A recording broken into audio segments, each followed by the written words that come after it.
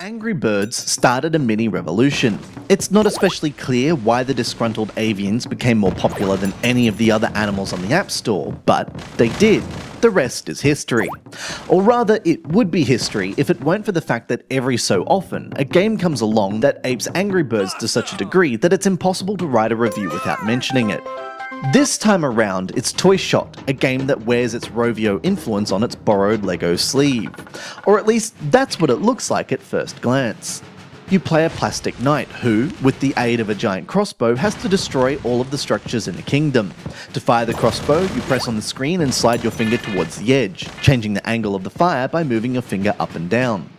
Rather than pushing directly on your siege weapon, you use a reticule of sorts, which lets you calculate the angles with less fuss.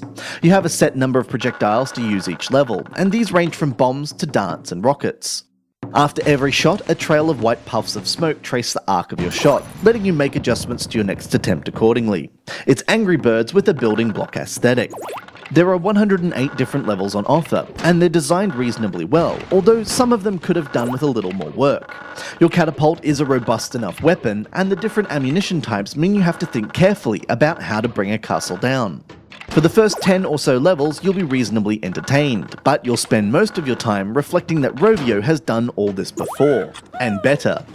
And then Gamevil's own ideas start to come into play, and things get a little interesting.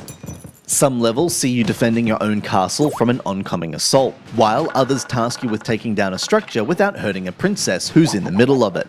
There are giant bosses too, and a dragon you can summon to smash everything on screen if things get too tough.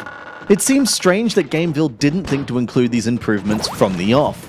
What starts off looking like an unashamed clone actually ends up bringing some interesting new additions to a fairly stagnant genre.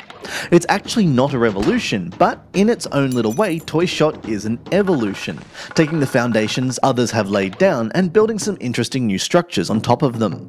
There are moments later in the game that are worthy of its illustrious forebears, times when the puzzles and the interface gel perfectly and destroying castles feels like something new and exciting. It's a shame that Gamevil decided to start off on a slow note, but once you get through the dreary part, there's an interesting game waiting at the other end.